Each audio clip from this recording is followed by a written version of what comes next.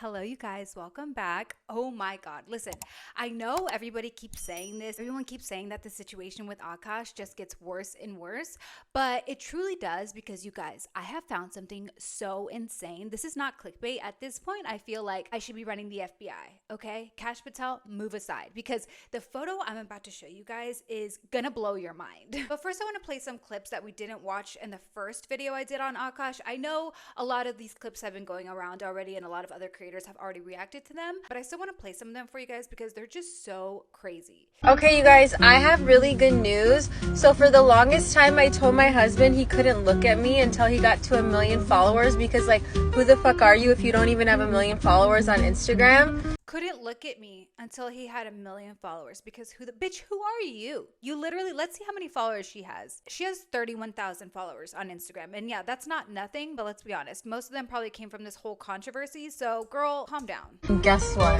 I'm looking. And now... Okay, so pathetic. The thing with her is that her husband is a comedian, right? So she is trying to play this off as if she's joking, but she keeps making these jokes over and over again. So at some point, you know, there has to be some validity to this because if you keep making the same joke, I feel like there's always a bit of truth in there. And it's more so the fact that these jokes are at the expense of her husband. I mean, they make him look really, really bad, really pathetic. And once you're married, you know, you have to kind of carry your husband's name with respect. And that's kind of the whole thing here is that these videos just show that she has no respect for her husband. Okay, so here somebody commented and asked her, can we occasionally see what you do for Akaash as well? And this is her response. Yeah, absolutely. So I exist and Oh yeah, absolutely. So I exist. So that's what she does for her husband. She exists. Oh, this one is so good. So this is a full compilation of her turning her head and trying to avoid him every time he tries to kiss her. Look good, Mr. Armstrong. Armstrong.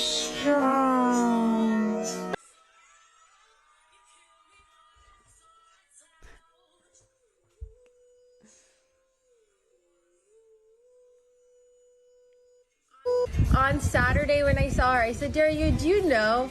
And she said, I don't know anything. I don't know anything. She's a good liar. Then she's a good liar. That's a friend. It's hard for me to watch Then this, guys. she's a good liar. That's a friend. No, I don't want those gifts. I know. Why not? I don't like, I don't care about, I like tangible goods. Not. I don't like, I don't care about, I like. Guys, this is so difficult for me to watch. It's so pathetic. He looks like a lame-o. Can you not like rest your elbow on me? Don't even fucking breathe on me right now. Fuck my life. You're affecting my career in a negative way because every time I want to do a TikTok, you're there. And I can't be myself.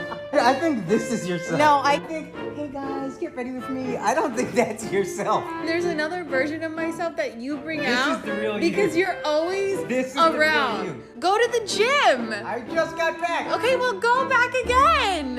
It's just like she is so unlikable. And I realized I came off very hateful in my last video. I kept saying things like, I hate her so much. It's not that I actually literally hate her. I don't know this girl. I was just struggling to find the words to explain. I hate this type of personality. I hate this type of content, her voice. It's like wannabe, spoiled, entitled housewife. And I got a really good question in my last video. It was asking, you know, what do I think Akaash should do moving forward? Should he divorce her? And obviously, you know, he is the one married to her. We're not in their relationship. He clearly loves her. And I'm not the type of person who just believes like divorce is a solution to every little issue. Yeah, this is a big problem. And I feel like he definitely needs to set some boundaries. But I truly do think half of these videos are her just trying to be funny and she's failing miserably at it and making her husband look like an idiot in the process. But I think that this is a very young girl. She obviously had a very wild college experience, and I don't think that she's necessarily being completely honest with Akaash about everything. And she's trying to be funny online to garner a following. And what I think she doesn't realize is she is prioritizing her own influencer career above the career and reputation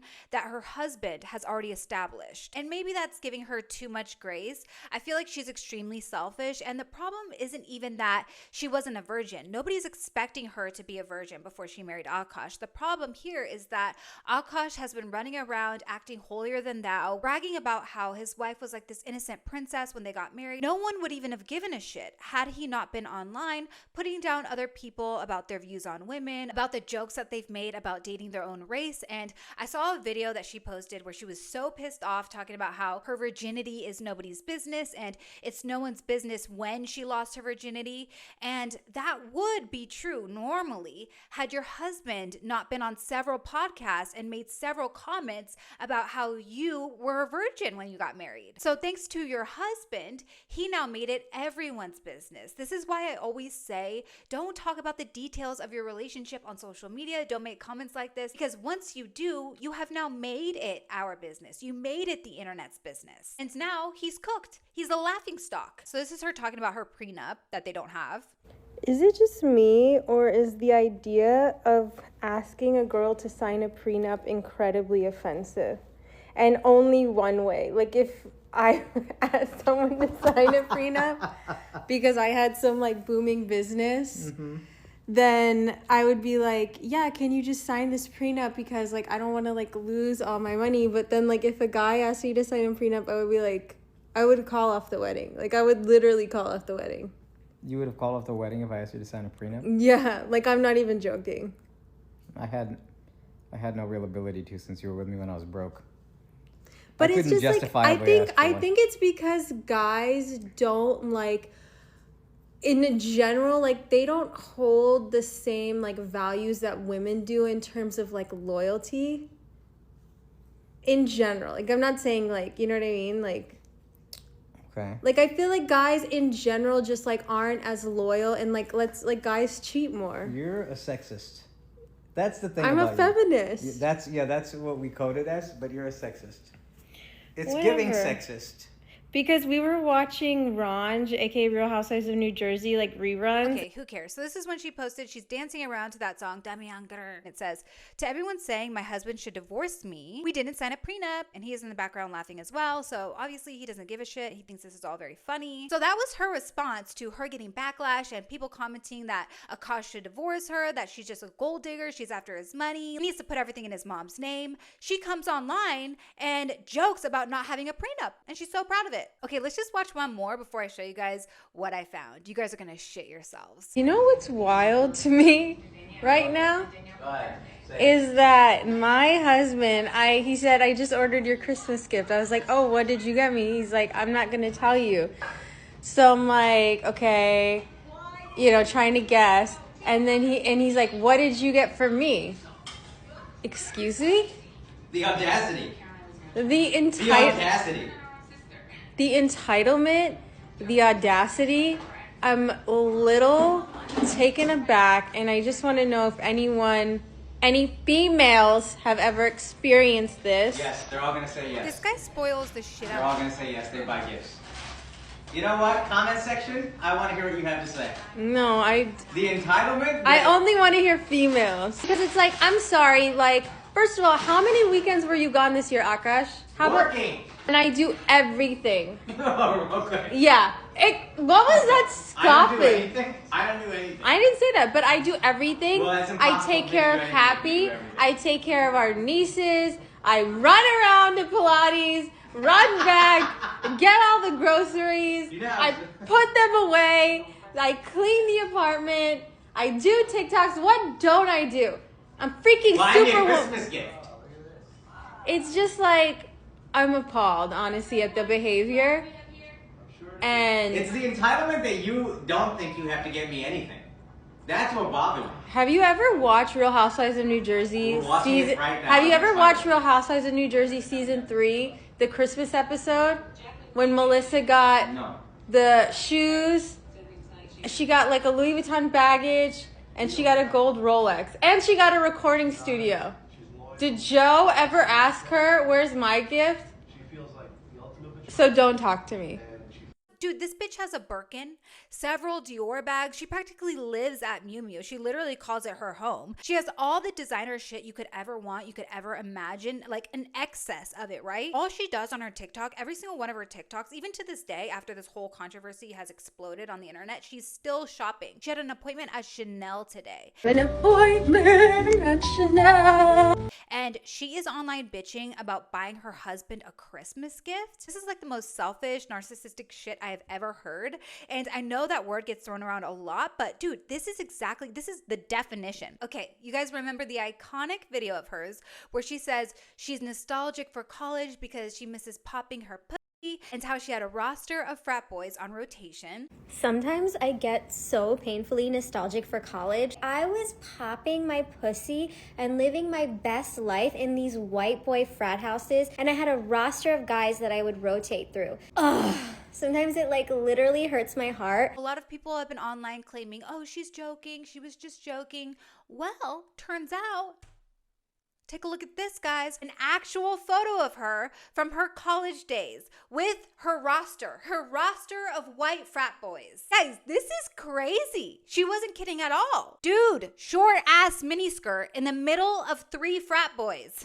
This is hilarious. Hilarious. Oh my God, I can't. Guys, this is some deep cut shit. I told you guys, I was up until 3:30 in the morning, scouring the internet, looking for photos, videos, anything I could find. And I'm proud to say this was one of my findings. Guys, okay, somebody commented this on my last video where I showed the clip of her getting ready to get her Rolex, right? And she was just acting like a total bitch. Somebody commented, a follow-up on the Rolex story you mentioned, the aftermath is kind of funny in a sad way. Dude had an appointment to pick up a specific watch for himself. In Rolex culture, certain models are hard to get, so he was on a wait list. When he showed up with his wife convinced the sales rep to sell him with his money, a model that typically requires a wait. And because of that, he wasn't able to pick up the watch that he was waiting for that day. LOL. The sales rep told him maybe next time. He complains about it in a podcast I saw. So all that eagerness to go was really to treat himself to something that he really wanted. And his wife ended up being the only one who left with something that day while he got Jack. LOL. That is so sad, but somehow not surprising. I'm just gonna really just start it off here. Before you got in here, I was asking Akaash about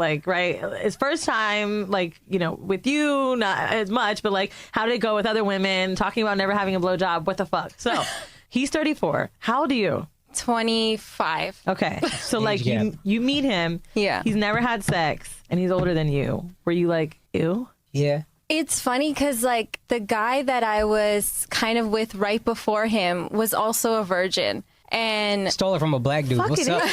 Yeah, okay. I stole it from a black dude. The black man? Yeah, that nigga definitely smashed before you did, you dumb. That was a virgin? I know, yeah, right? Yeah. He was really on some principled shit, and I don't know. I don't know why. Yeah, I don't know why he didn't want to lose his virginity. But when I met Akaash, I was at the point where I was ready because I don't know if you told her because I was. Oh no, I didn't know you were a virgin too. So I was a virgin too when I met him. Get the fuck out of here. That's why she don't know the dick is trash.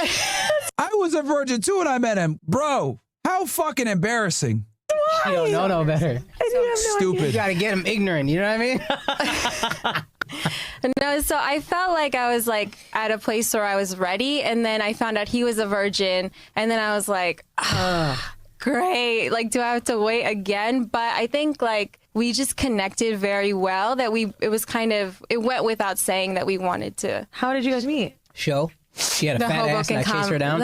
Wait, you met at one of his shows? We're at the Hoboken Comedy. So they met at one of his shows, and she keeps trying to spin this story about how she's not a gold digger because he was broke and he was an aspiring comedian. No, dude, he was already on his way up. He was already well known. He was already selling out shows. So anyone with a brain would be able to tell that this dude's gonna make it, right? This dude is gonna become successful. What kind of porn do you watch when you use a vibrator? Okay, not gonna lie, I don't watch porn while using a vibrator. What? I just think my imagination is vibration enough. What? I just think of my own husband while I'm doing it. Wait, that's kind of baller, but I could never do that. Yeah. That's kind of baller, but I could never. She could never think about her husband in that way. That's crazy. And so I was using... you and your husband split finances, and I'm going to be really fucking honest. I don't. We don't. First of all, that's a fucking red flag. I'm not no joke. I love you girls. If you want to work, all for that, whatever. But any man that doesn't want to have a joint bank account or isn't being transparent with his accounts or has separate accounts, that's a fucking red flag. This is not a two-way street. This is a one-way street. His money is our money and my money is my money. And look, have I only made $600 from content creating? Wow, I went up $100 from last week. But that's... To her, that $600 is worth destroying her husband's legacy. My money! Okay. I don't know if you watch The Boys, but I love him on The Boys. I never watched that show, but like he's on my hall pass list. Oh yeah. Chase Crawford. Hall pass list. Dude, there should be no such thing as a hall pass list. When you're married, you're married. There's no like hall pass. There's no pass to somebody else. Dude, what are you talking about? That's literally the definition of cuck behavior. Jacob Elordi, Austin Butler, and who? I don't understand these people who make these jokes like, oh, it's my hall pass list. Like, oh, that's my only pass to somebody else. Dude, what? Like, what's the point of marriage? What is the point of marriage in that case? Okay, so last one here, because I think this one is so funny. This is her at the very beginning when all this stuff started going viral, and her talking about how the red pill guys were on her husband's podcast and that he called them out on their shit. Right. So my husband actually interviewed these red pill guys on their podcast one time, and I won't mention their names because who the fuck even cares? Who cares about your podcast? Funny because he actually called them out on their shit and their like stupid fucking beliefs and how they say that they're helping men when actually what they say is like really detrimental and damaging, especially to young impressionable men who are getting their intellectual stimulation more so from podcasts than books, literature, news, or sports. No. I'll tell you whose podcast is damaging. Yours. You're making women look so bad. You're ruining it for the rest of us. You're making us all look like we're gold digging.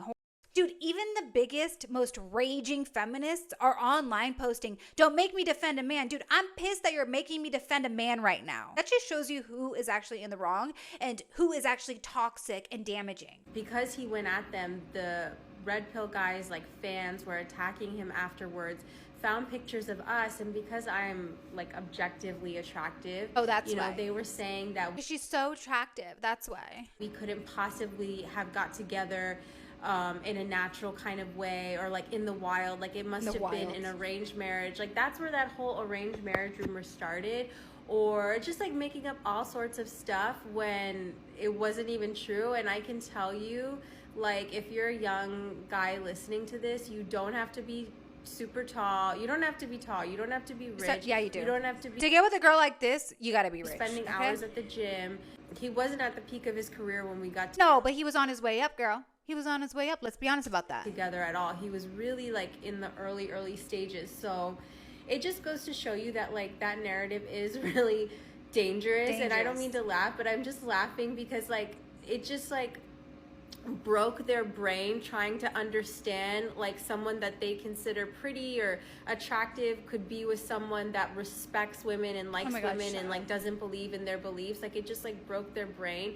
So it just goes to show you that you can actually be nice, a gentleman, like do acts of service and buy gifts and do all this stuff for your girl and have like a partnership really with mutual respect. And with mutual respect, you mean having a partner that is constantly online making you look like the most pathetic dweeb on the planet? Yeah. If he doesn't like something, he pushes back on me, and if I don't like something, of course you guys know I push back. And like they're normal healthy relationships, not like that. So I'm really glad that adolescence is like opening this like productive, healthy, constructive discussion, because the statistics are really scary for what young men are experiencing, and I hope that they do get more positive role models that they need, especially in schools and online. And yeah, it's just funny. You know, again, with the whole holier than thou facade, her and her husband like to act so holier than thou, so sanctimonious, and it's just like that is exactly the type of behavior that got them into this mess to begin with. Nobody likes that shit. Anyways, dude, he is so cooked right now. He is literally the laughing stock of the internet. I don't understand how he's ever gonna go on tour because he is gonna get heckled. Literally, he is the punchline of everyone's jokes right now. He is so cooked. He's being exploited, he's being humiliated, he's being disrespected by none other than his own wife. But you know, if he doesn't have an issue with this, then you know, by all means, none of us are in their relationship. But to me personally, like I've said a dozen times, this is absolutely humiliating. Anyways, guys, thank you so much for watching. Please like this video if you liked it, subscribe if you want to subscribe, and I'll see you next time. Take care.